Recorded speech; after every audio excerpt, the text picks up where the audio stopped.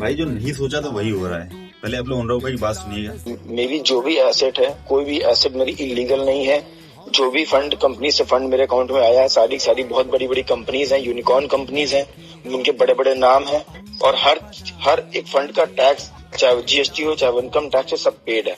मैं इतना बात बोलना चाहूंगा, मेरे पास हर एक चीज का हिसाब है। और फैंटेसी क्रिकेट अभी बैन हुआ है, 2 महीने पहले, 1 महीने पहले अगस्त में फैंटेसी क्रिकेट इलीगल हुआ है। जब नया कानून आया, न्यू गेमिंग लॉ आया है, उससे पहले फैंटेसी क्रिकेट लीगल था, प्योरली लीगल था। सुप्रीम कोर्ट ने लीगल करके रखा था, 100% लीगल था, गेम ऑफ स्किल था। उसी के दम पे इतने साल चल रहा था। इतनी बड़ी बड़ी कंपनी, इतने बड़े बड़े क्रिकेटर, इतने बड़े बड़े सेलिब्रिटीज उसमें इन्वॉल्व थे, उसको एंडोर्स कर रहे थे, क्योंकि वो लीगल था। पूरी इंडियन क्रिकेट टीम, पूरा बॉलीवुड सब इन्वॉल्व था इन चीजों में, क्योंकि वो लीगल था।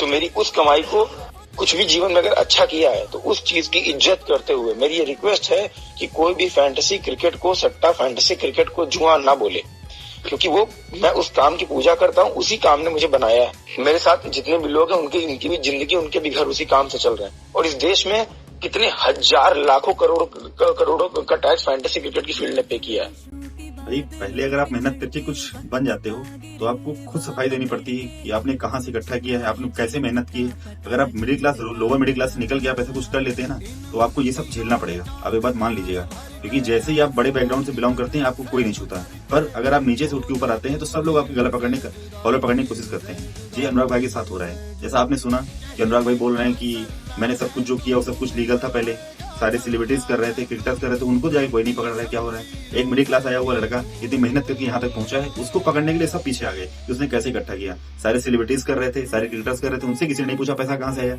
उनके यहाँ किसी ने रेड नहीं डाली। क्यों? क्योंकि ये मिडिल क्लास आया हुआ लड़का है ना, मेहनत करके यहाँ तक आया हुआ है ना, इसके किसी की सपोर्ट नहीं है, किसी को बैकअप नहीं है इसके पीछे, इसलिए।